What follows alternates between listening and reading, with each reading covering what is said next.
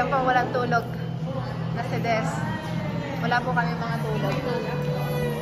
It's quiet. Quiet. Ano ba? Oh. Ay, ang ganda. Sila na mag-ina. Leila. No. Don't do that. Sit lang, sit. Leila. Sheila.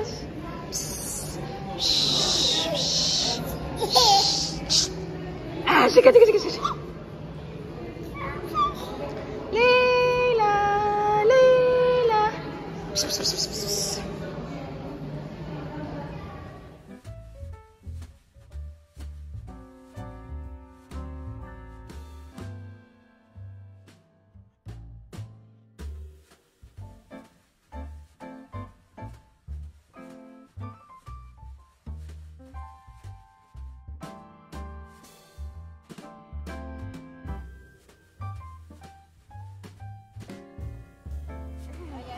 Oh, pinamili niya sa Ebebek.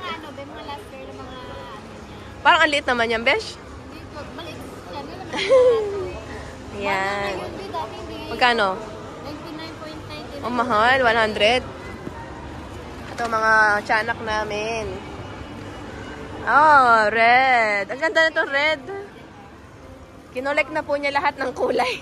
Ayan, pare-paras po ng style, pero ayan, kinolek niya po ang mga kulay. Oh, magkano na shopping mo, Besh? Ang laki. Oh, orange. Ang ganda nito. Ang ganda nito. Pag ganda, din talaga gamit na gamit. Oh. Ito na ito ng mga binili ko sa kanya nung nakaraan. Okay. Tapos ito yung mga panglabas nila. Ang ganda niyan. 150. Ibang color eh. Nice. Ayan. Pangsundot sa ilong niya. Meron ako niyan. Ganyan. Kasi nung nakaraan, puro mga pangtaas yung pinag-ibig. Ayan po. May pang-winter na po si Tiyanak. Gaganda ng color. Pumili ka doon, itim. Ayaw ko dito doon. Hello. Ayan. So, dito na kami sa bahay, guys. Galing kaming labas. Kasi bumili ako ng regalo kay Mr. Kasi birthday niya. Bukas. Hindi ko alam kung napansin niya na may dala-dala ako. Kasi nandun sa ibaba ng stroller na nila. And then, nagluto ako ng pang-dinner namin. Kasi kanina, guys, umalis ako. Hindi ako nagluto ng lunch. Ng lunch niya. Ang pinakain ko yung leftover na 3 araw na yun, guys, dito sa ref. Pero hindi kasi maarte yung asawa ko, guys. Kasi may mga leftover na food. Okay lang sa kanya. So, ang gagawin ko ngayon ay gumagawa ko ng salad, guys, para sa aming isda.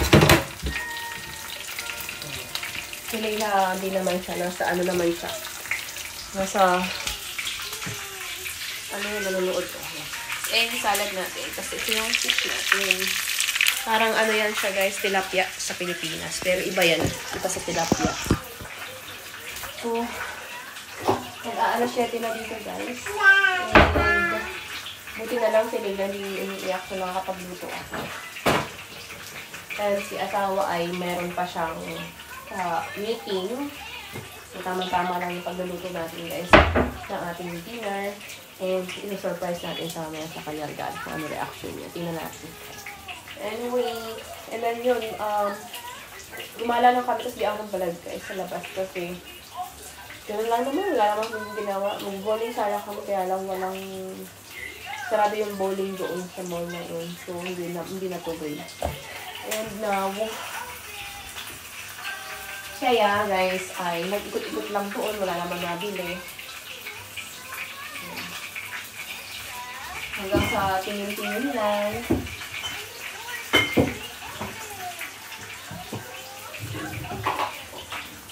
Anyways, guys, may nabili akong organic na apple cider. Tatry ko to.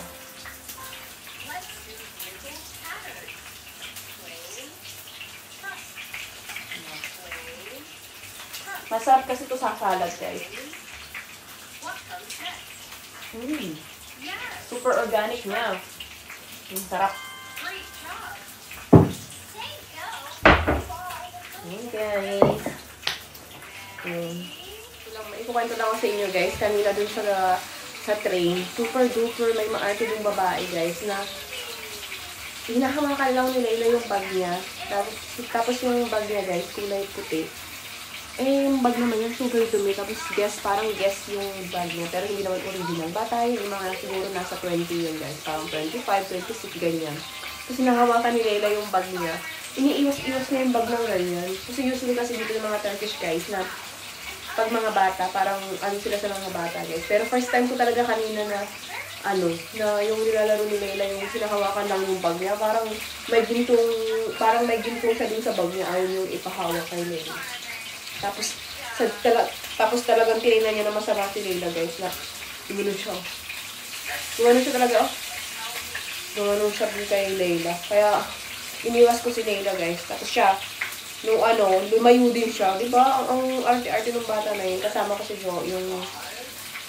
Joanne, yung isang Pinay na kaibigan namin.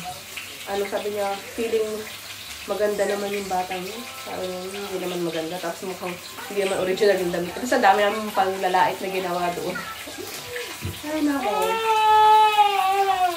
Ganito dito guys sa Turkey. Minsan makakamit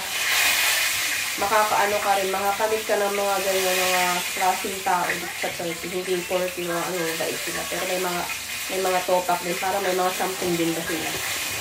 Pero madalas, lalo na pag mga medyo maedad-edad na, mahilig sila sa mga bata. Pero yun nga, yung batang talaga kami yun. Ang arte-arte niya. Ngayon, pagdato na yung ating fish. At si Layla ay nag-abo-abor na nga dyan. Malapit na yung mag-ano. Ayan na yung fish natin. Masarap sana niya yung may rice, kaya lang si Mr. ayaw ng rice. Kaya okay na yan. Ayan ang pagkain ko, guys. So, bibilisan ko ng kumain habang si Mr. ay may ka-meeting pa din. Si Layla andyan. Kumain na yan siya, guys. Kamayan na to. Ito yung toyo na may lemon. Tapos, kain tayo. Happy birthday, Baba! Kızım beni. Ne?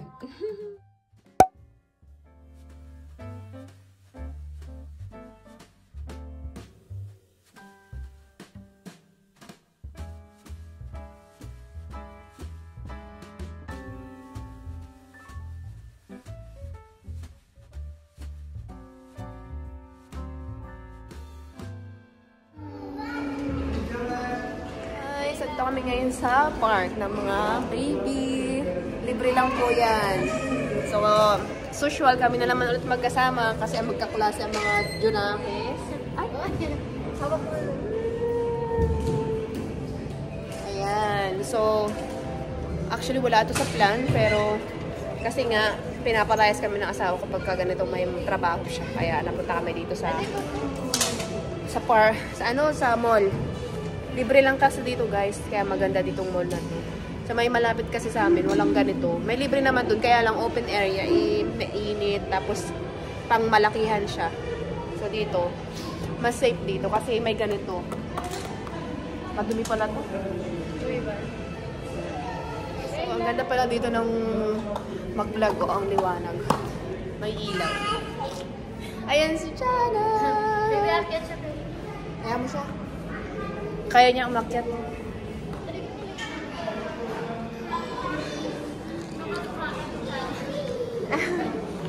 Yabash, ha? Hadi. Kahit pala mag-aapon tayo. Layla!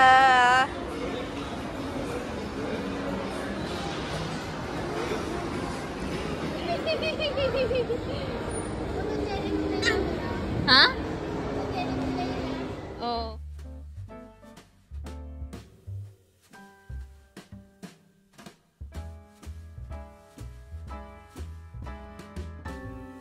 Hi guys. So, gabi na dito guys sa Turkey. Parang nasa 10 na. 10 past na. So, patutulog lang yung Layla guys. And ibubukas ko tong bintana kasi lahat ng amoy nandito sa kusina. So, So, kasi ang binan ko guys, nandito kanina. Pagdating namin galing mall, andito sila. I mean, kasunod lang namin dumating.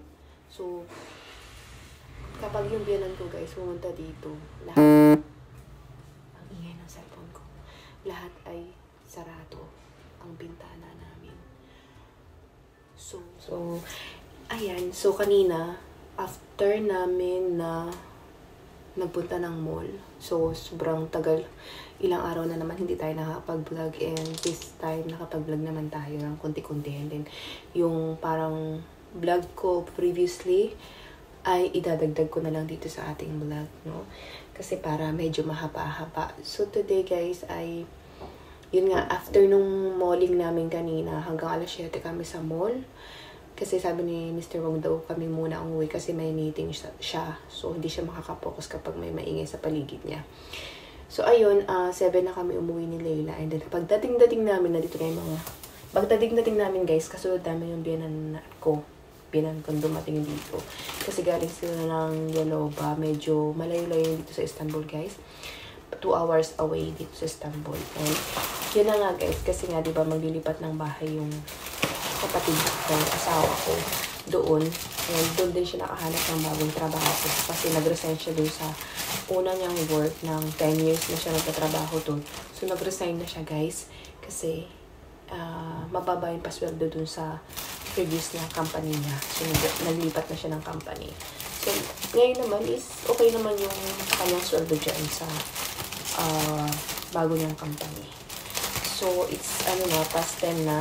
And, nag-grocery ako online. Ang kagandahan kasi guys dito sa Turkey ay hanggang parang 11:30 ang bukas ng groceries dito. Dati kasi diba hindi pa nauso yung mga ganyang online groceries delivery home. Nauso to nung nagka-COVID. So ngayon, kinontinue na nila at halos lahat ng market dito ay mayroon ng ganyan door-to-door market. Which is very maganda naman talaga guys. And kapag wala kang time pumunta ng market or parang may anak ka, hindi ka makalabas, so pwede kang mag-order. And hindi naman sila totally na pricey kasi guys, may mga sale naman. Minsan, mas mura pa nga sa online. So, kapagkita ko lang sa inyo guys, ang pinamili ko. Kaya nga lang, yun nga, hindi ka makakapalit. Pili, tingnan nyo. Ito yung binili ko. Half kilo daw ito na banana.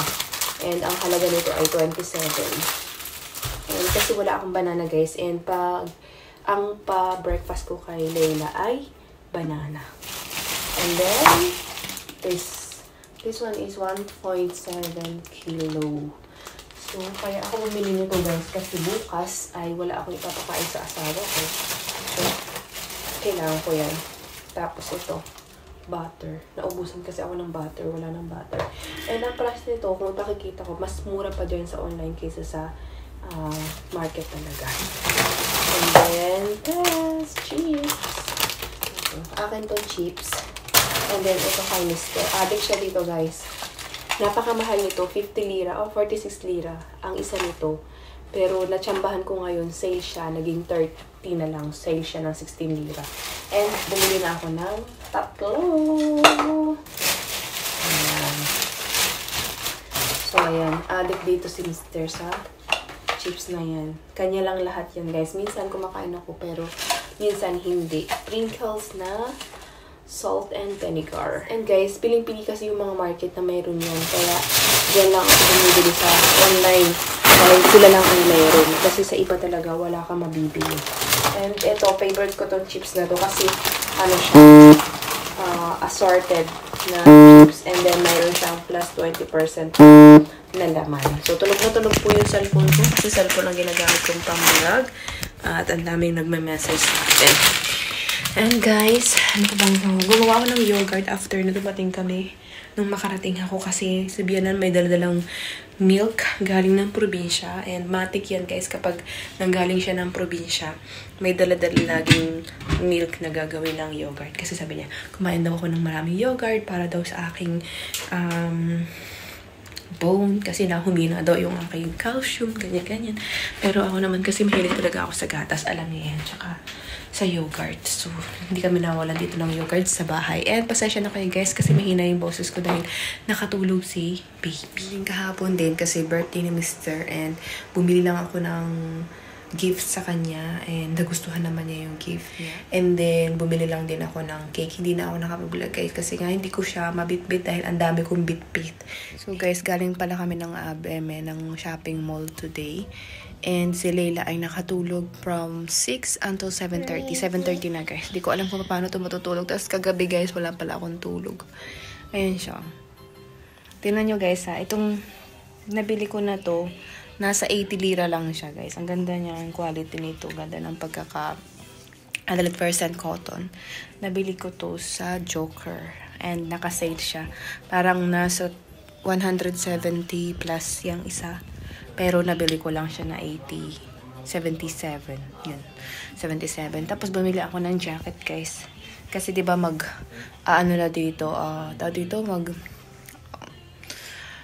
malamig na, medyo malamig na dito sa gabi. So, binili ko to guys. Ang ganda nito. Tingnan nyo. Teka lang. Ito guys, binili ko to sa kanya. Ganda ng loob niyan. Tapos, ganyan siya. Ito is pang 1.5-year-old na baby. Let's check kay Layla kung anong itsura. Layla! Ikli. Tingnan nyo ha. Tingnan ang baby namin. Ayaw magpaawat nito ni Layla.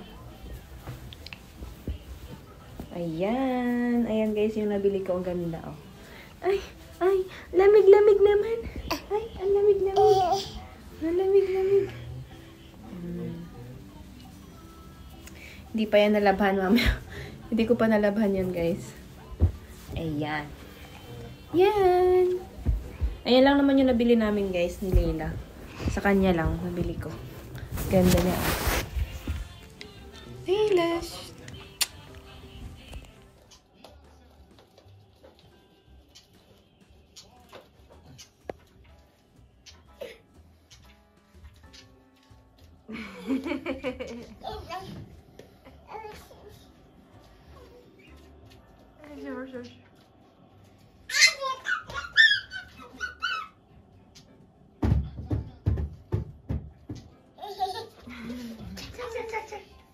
Check.